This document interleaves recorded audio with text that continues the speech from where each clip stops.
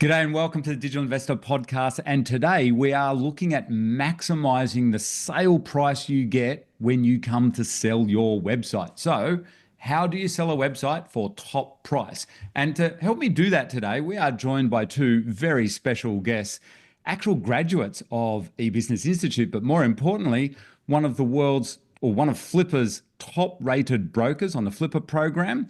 And also he has sold over $6 million worth of online businesses. And he's also joined with his partner, Nat, who is the secret behind the scenes, never before revealed publicly, Nat. So welcome, guys, to the podcast.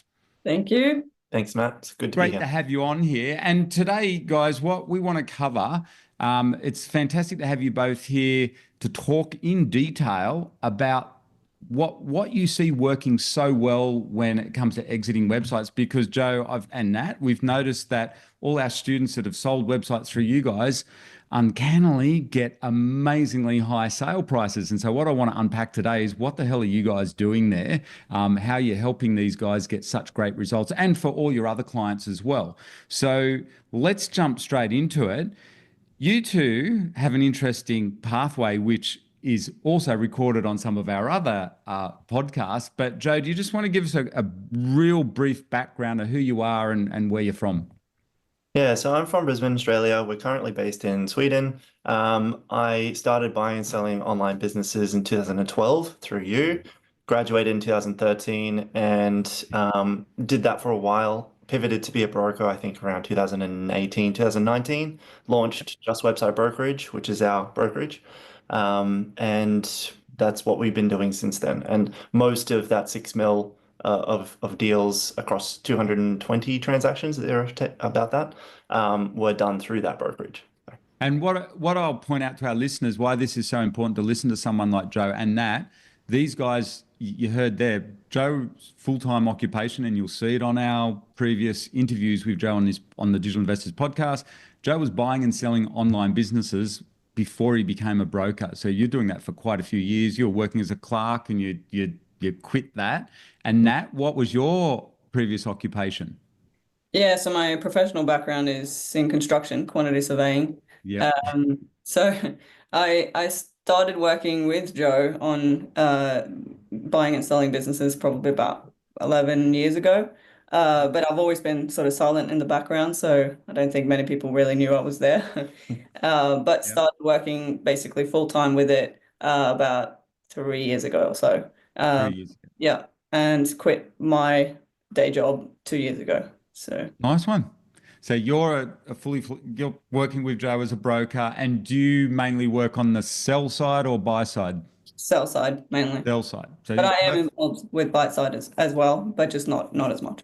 Yep. Okay. So if you're listening, we have two very experienced online buyers and sellers of websites, and these guys know what they're doing with exits. And I do want to reiterate, they have, Joe, the results you're getting with our clients, like the latest one, Yvette, who's on our podcast, selling that simple pickleball site for 15 grand.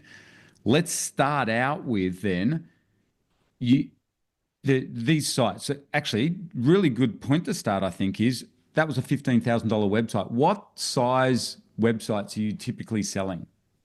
So our average sale price is around 50 to 100K. Is that US dollars? That'll be USD. And we do have a strategy that we use for smaller businesses, sub 20K. That's a little bit different. That has a higher chance of guaranteeing a buyer. And so, we go as all the way up. We've got one that was listed for over 3 mil, and we've just signed up a couple of really big clients recently as well.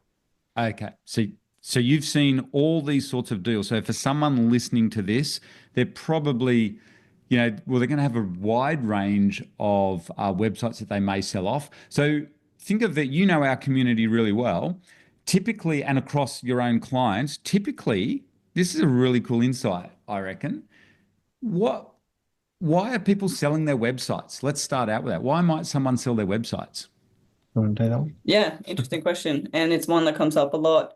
One of the main reasons actually is just because it's their business. So a lot of people do it for a living. They buy sites, they renovate them, or they improve the profit, and then they sell them. And another one that we see a lot of is people who've been working in a business for 8 to 10, 15 years, and they're just like, I'm over it. I don't want to work in it anymore. Yeah. But there's a lot of buyers that often get suspicious, and they're like, well, why are they selling? If it's such a great business and it's making so much money, why would they sell it? It's like, well, why does anyone sell anything? Yeah, that's what, thank you, Nat. That's what I keep telling everyone. Like to me, to all of us, it's just normal. It's Yeah. exactly what you said. It's a great response. It's just a business, and people buy and sell business all the time. And do you come across lots of sellers who also own big portfolios of websites? Yeah, Yeah. a lot of our clients do build. So they'll build and they'll have other projects that they're working on, and they often will use that money that they make from the sale that we get them to build more, and then they come back to us like a year later with another one. Yep. So that's pretty common. And Joe, if I can remember your path, remind you of your path, that's what I coached you on. You were doing exactly that. You would I did build that. these, yeah, you buy little tiny sites, build them up, sell off the smaller ones, and focus on your winners.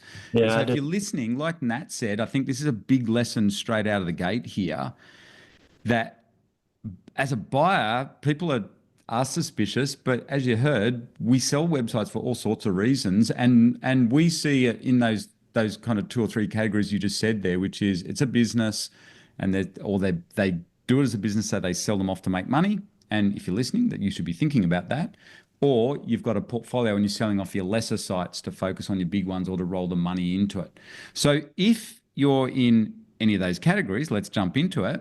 It's pretty important to maximize the sale price, isn't it? And that's where we want to hear off you guys. All right, how do we do that? Where do you reckon we should start? So no matter who's listening to this, whether you own a big portfolio of websites, you're buying and flipping them, or you just want to sell off your smaller ones, or you've got a bigger one and you want to get maximum sale price for it, where should we be thinking? Where should we be starting?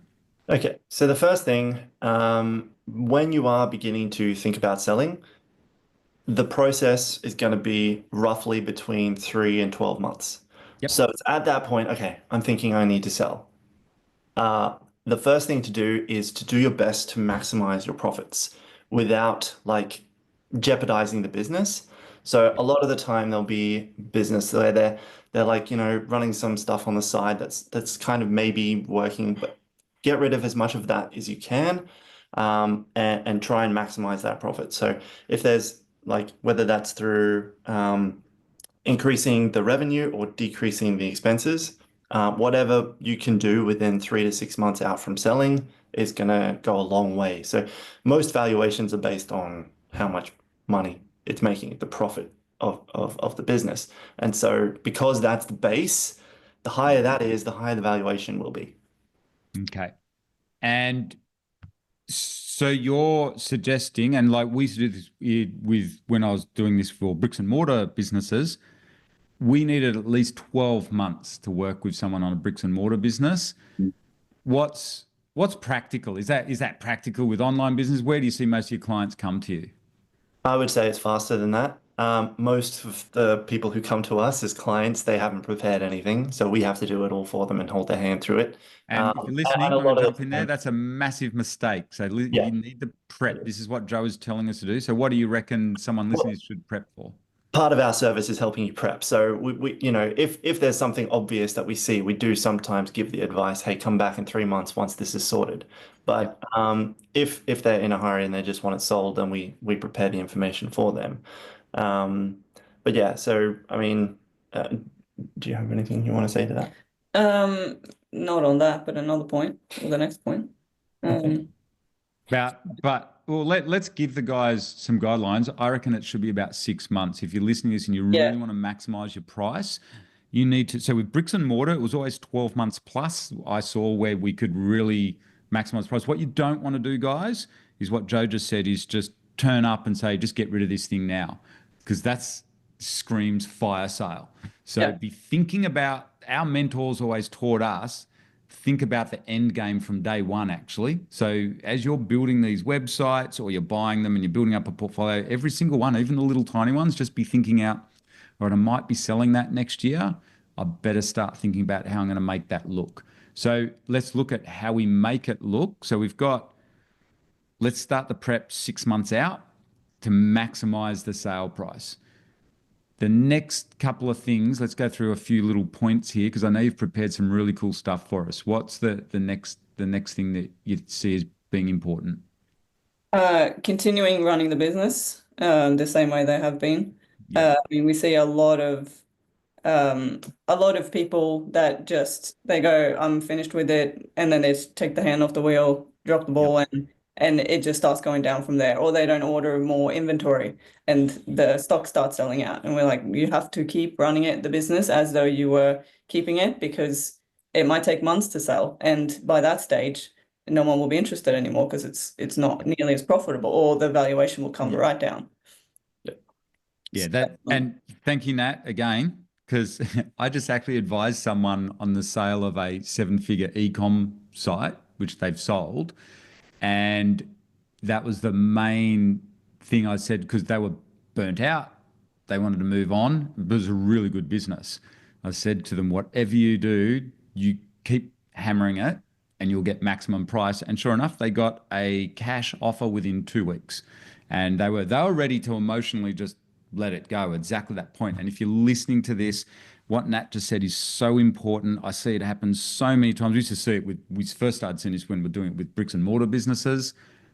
Don't emotionally let go of that business, because you just won't maximize the sale price. Now, sure, with your little stuff, you probably just want to get rid of it. But even on there, put an energy into it. And that's why it comes back to give yourself a runway of 6 months to list this thing, because 6 months gets a good bit of energy back into it and you'll get maximum price. And what's the next thing then when you come to sell? So that's a brilliant point. Thank you, Nat. So when I would say don't shy away from highlighting some of the weaknesses and the threats with the business. You know, a lot of sellers think that they only need to show the highlights and the best, and you do try and do that. We do our best, but ultimately when it comes down to it, um, when you have a buyer who's seriously interested, they're probably going to see all of that not so good stuff anyway. So what it does is it generates a level of honesty and trust, and shows that you're highlighting things that most sellers won't. So the trust will be higher when you get to that point. Perfect. And I'd like to say too, I think if you're listening to this, buyers are smart. If you're listening to this, you're probably a buyer of websites, right? You know what you're doing, or if you've got an idea, and particularly once websites get 50,000 and above, the buyers are pretty smart and they're onto it. But even small websites, it's the number one thing we've seen as well. Be honest, and Joe, you were really good at that in all those early days. I think you learnt it somewhere pretty special, I reckon. But that was because my mentor taught me exactly the same thing. When you're selling people's businesses, always highlight the skeletons. Not too many skeletons. You don't have to make it a negative, but you do. If there's downturn in sales or whatever, or there's a problem in the business, especially with online business where everything's tracked, it's pretty easy to see if there's problems. So make sure you bring it up front and talk it through. And as long as you're honest about it, and I like my mentor always said to me as well, yet to see a business that doesn't have a couple of skeletons in the closet. So that's our job as sellers when we come to exit our businesses, is to, let's not beat around the bush on that. That's an Australian slang term there.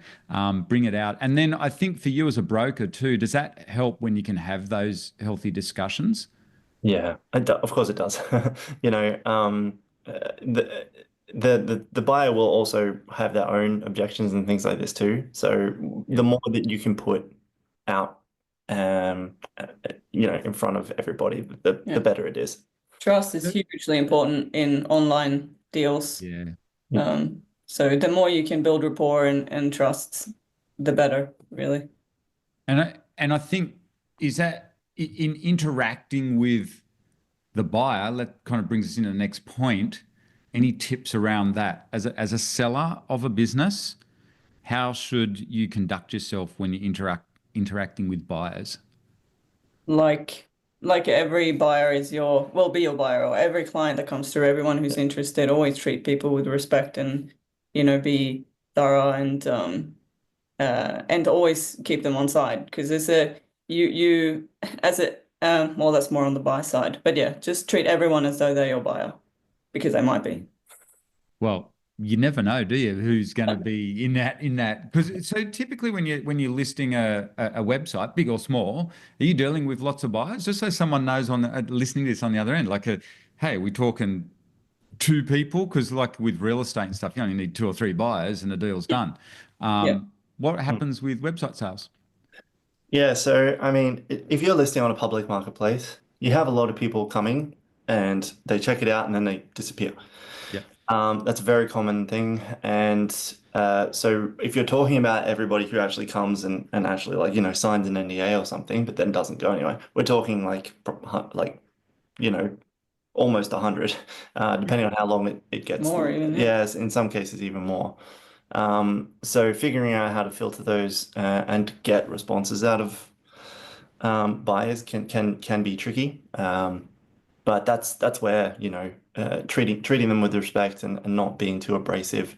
When they start engaging with you, getting curious about what their situation is and asking them relevant questions, things like this goes a And I long. think, Joe, remember all those years ago, you used to advise our guys at our boot camps and stuff, make sure you answer quickly in the listings Hmm. because that that Helps. that and to this day, do you still live by that? We try to, we have upwards of 10 listings at a time. So, Yeah. it does happen, especially while we're in Australia at the moment. So, you Yeah. know, uh, we do our best to reply within 24 hours.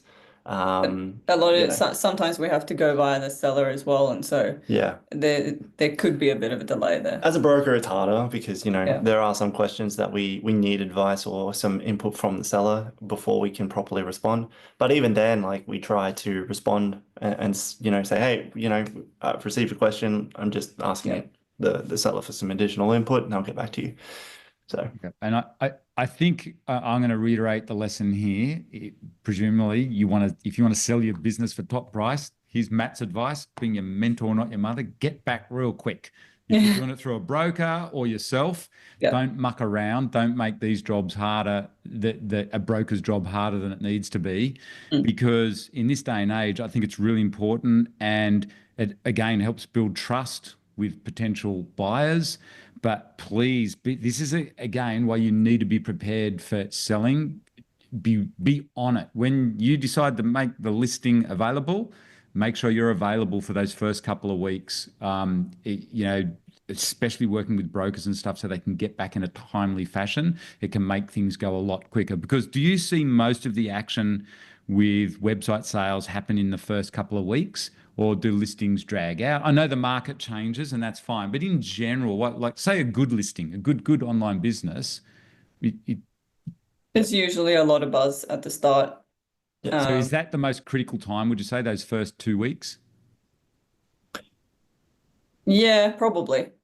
Yep. I wouldn't it's probably a bit longer than 2 weeks, actually.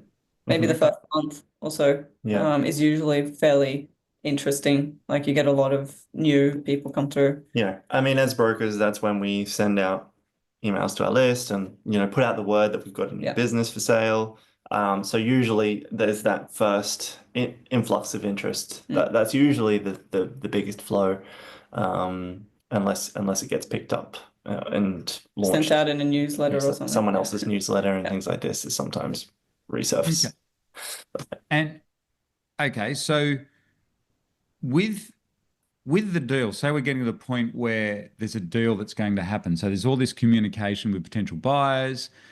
What are you seeing? And I know the market's changed a bit now. It's not as much of a buyer's market as it was. Sorry, not as much of a seller's market as it was in the COVID days. But these deals are happening at all sorts of levels. But is there more? Um, do we need to be more creative as a seller? Do we need to be more prepared for creative exits now? And what sort of things are you seeing working well there? Yeah, so I think if you're a seller, I think it's wise to at least have in the back of your mind that there are alternative options in order to make a deal work for a buyer. A buyer will often have objections or some concerns about the business, and you can often figure out a solution as part of the deal in terms and things like this. The most common, at least in terms of financing, is seller or vendor financing, Yep. which is where you pay, somewhere between 50 and 70%. This is just an example upfront, and then you pay the rest off over, 6 to 12 month period. That just basically means that you can then use that capital that you would have spent buying the business to grow the business before it has to be spent. That's also a way to potentially increase the price is if you get a low offer from a buyer, you can say, well, if I'm willing to offer seller financing, then would you be able to increase the overall price? So it's a way to negotiate on both sides. Yes. And gee, we've seen that work out well over the years. And what we've noticed here in Australia, so any Australian listeners, seller finance, or we call it in Australia vendor finance, it's not as common in Australia. So our American friends will go, oh wow, in America, most business deals involve or a lot more. It's a lot more common in America, and Americans are a lot more open to vendor finance or seller finance, as they call it over there. And like you said, Nat, you can definitely negotiate way better deals if you're a seller, or it's easy and it can be a really good negotiating point. What if you offer seller financing, you can really up the price because it's a win-win actually. Like you said, Joe, it helps the buyer with their cash flows. They get to, and they can just pay off the business over 6 to 12 months. We've bought heaps of sites like that. You've helped me do a few of those deals. Yeah, I love that. You just pay 30 grand up front and 5 grand for the next 10 months or something like that. That was kind of our SOP, just, hey, will you take that? And if you offer a good price, now I'm talking from the buyer's point of view, but if you're a seller, it has helped us also exit some nice businesses because I like getting that regular money for the next 5, 10 months. And it can work well from tax reasons, not that we're giving tax finance advice, but if it goes over financial years and things, it can work out well there. What other creative things have you seen in terms of like earnouts or exiting these, like joint ventures and stuff? Do you get much of that? We don't actually support that very often. It's very uncommon, but we do try and keep the door open if that is something that both seller and buyer are open to. With partnerships, of course, it only works if both want it. So that's why it's less common. What's maybe more common is some form of earnout where those it's similar to seller financing, but it's where you basically have a similar structure, but it's based on some terms. So we had one fairly recently where the Mediavine account was this advertising platform was maybe not going to be transferred, or it might not be approved under the buyer's account. So we separated a portion of the price, the agreed price, away, and only had that money be released if the Mediavine gets approved. So that's an example of like an earnout. You can also have it based on performance. So long as the business continues to perform for the next 12 months or something, then after 12 months, you will get this much.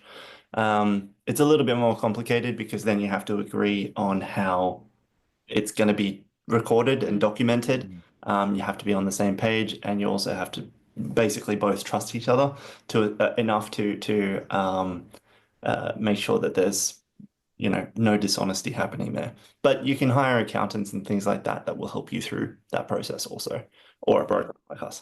And in that instance, bit of a tip for listeners, the easiest way I've seen it done, what I always recommend is if you're going to do an earnout, do it based on sales, not profitability. It can, like Joe mentioned, it can get a bit tricky, especially if you don't know the buyer. Sales is a lot easier to measure. It's safer for the buyer, actually. It's much better for the buyer.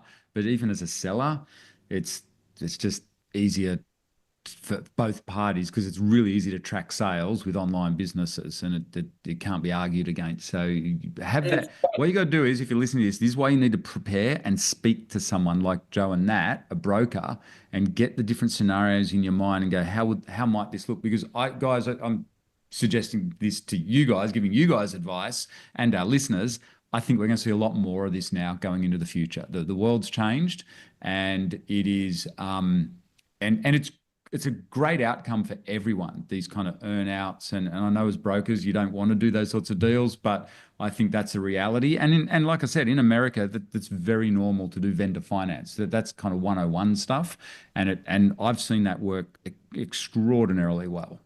That's our favorite way to buy and sell online businesses. So this brings us to the all-important point. Why should we use a broker? I think we've answered it, haven't we? But in all seriousness, what does a good broker bring to the table? The biggest thing is experience. We take a lot off your plate as well. So anyone who has not done this before should have a broker to help them through the process, because there's a lot of steps. There's lots to think about that you as a buyer, as a seller, probably haven't thought about. So we cover your basis and make sure that nothing's missed, preparing the information in a buyer-friendly way, negotiations with the buyer, making sure that all the legal documentation is done, and we're using escrow, and all of those sorts of things are done properly. And there's a lot of legwork that has to be done Yep. in terms of like preparing the business, like the description, and talking to the buyers and things like this. Like we'll often have calls with buyers before we introduce them to the seller to make sure that they're legitimate and things like this, and they're properly serious before we waste the seller's time. Anything else? Another big one that a lot of people don't think about is the advantage of having like a mediator or a third party in between the deals. So a lot of the time it kind of takes pressure off, because there can be some friction between buyer and seller. And we sort of take that on, and we're like, we're the person that takes the friction and kind of smooth the relationship between the buyer and the seller, if that makes sense. We've saved. Well, actually, Nat, I was going to mention that very point. And my advice to anyone listening is, if you are going to sell a business of any kind, but particularly once they get really big as well, but even small ones, always use a third-party intermediary, because there's emotion involved. It gets very emotional. I don't care who you are, even selling your little $5,000 website up to your $5 million website. It's going to be your baby, or one of, even though you're keen to get rid of it. Sometimes a bit too much emotion comes into it, and you'll mess up the negotiations. I've seen it happen heaps. And even in our own businesses, been there, done it. And you nearly always get with a good broker.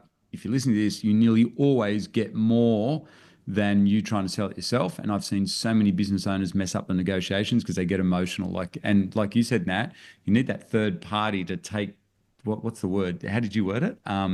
Bit friction, but I don't know. Take the friction out. That's it. Yeah. I call it emotion, but it's friction.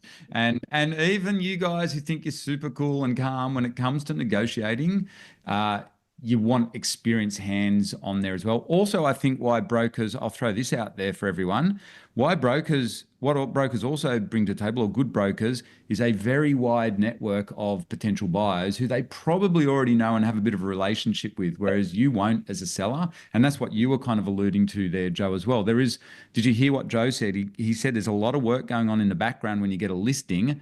I used to do this with bricks and mortar business. You literally go through pretty much your Rolodex. You guys probably don't know what a Rolodex is. You two are too young. But you pretty much, like you said, sometimes even before it's officially on the market, you're already sussing out your top 10 or 20 favorite buyers, saying, where are you at with this? And you can pretty much bring in highly qualified buyers very quickly. So you can also get things sold quickly, quietly, and kind of privately as well. That's important too in a business sale, is confidentiality. And I think I'll give you guys a wrap, and for you, Joe, having coached you, because it was something that I was so passionate about. Again, my mentor taught me this, that the deal's made on the IM. So the IM, if you don't know what that means, is information memorandum.